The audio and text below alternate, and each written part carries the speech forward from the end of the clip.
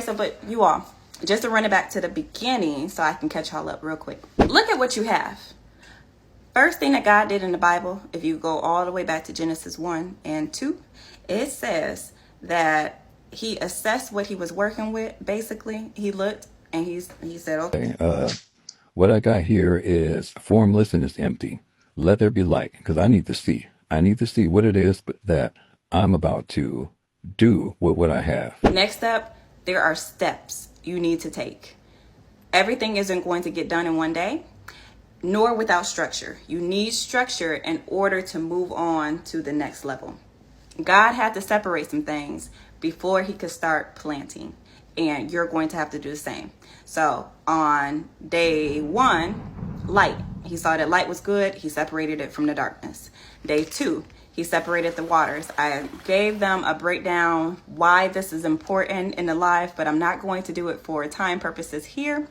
But if you want to know, please reach out or leave a comment down below, and I will tell you all why it was so important that God separated the waters on day 2. Day 3, he separated the land from the liquid water, and he instructed the land to produce fruit. This was the first time that he actually then started bringing forth something. But then he went back to separating. He said, hold on, wait a minute. I'm not done.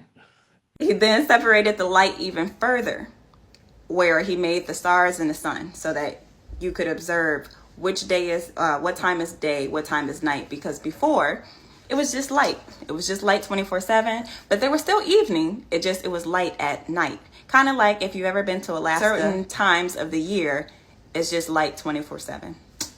Yeah, it's really odd, but yeah. Anywho, day 5, that's when the big boys started coming out.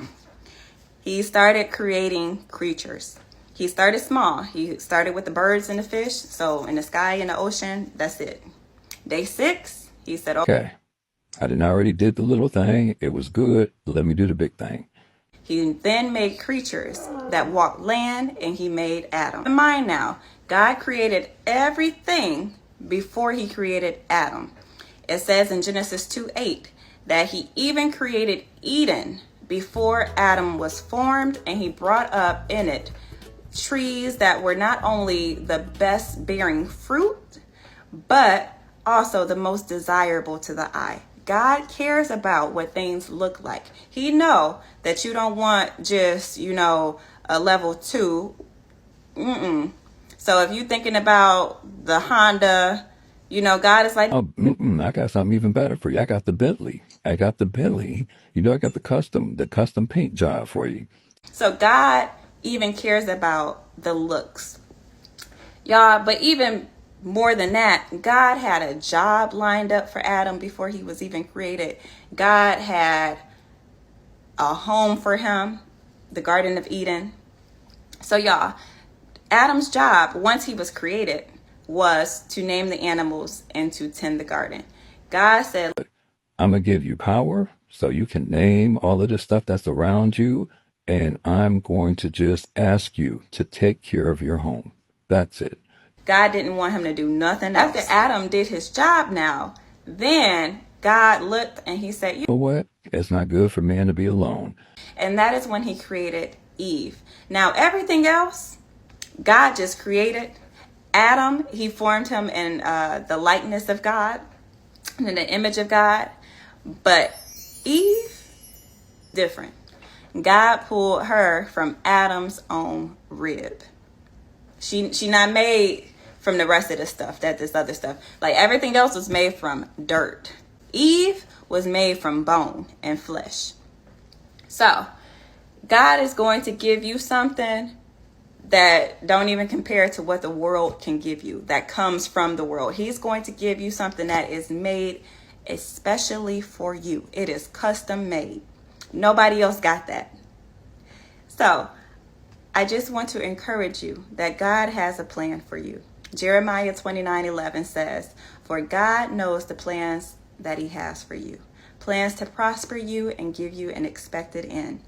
Y'all, trust that and know that there are amazing things in store for you. But first, you are going to have to see what it is that you're working with. So what do you have in your hands? Like the lady with a little bit of oil. What do you have in your home? What do you have in your hand? What do you have in your mind that you can already use and work with? Number 2, God is going to call you to have structure. You can't do it all in one night. You're not going to be able to do it all in one day. God did one thing a day, except when he got towards the end, he was like, Well, I done already did this. I already know what it's like. This nothing. I can do 2 things now.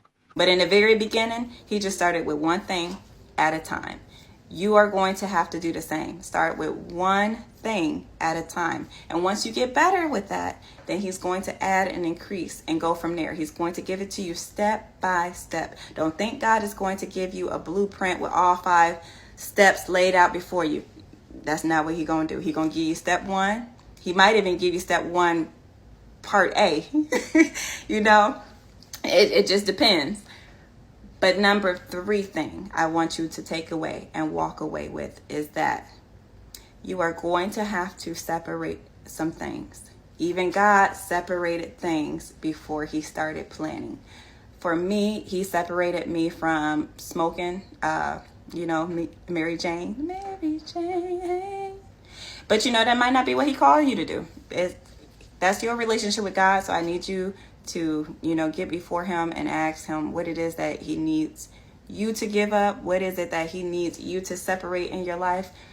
But there's going to be something, but it is worth it. And once you get to your end goal, your promised land, you're going to look back and you're going to say, you know what, God, nobody but you. So y'all, don't be like Adam and Eve, because after Eve was formed, then they fell to the deception of the enemy because they wanted to go around God. They're like, Oh, God, he said don't eat from this because we're going to die. the enemy said, Oh, you ain't gonna die, girl. but he lied, because they didn't die literally, but they did die in a sense. So don't try to go around God. Don't do it. Get all that he has for you, because who knows what else Adam and Eve would have received if they did not trust the enemy. I appreciate you all for staying around this long. And if you got this far, I need you to type in the comment section, I'm going to get all that God got for me. But if that's too long, just say yes and amen. Have a wonderful day, y'all. Oh, and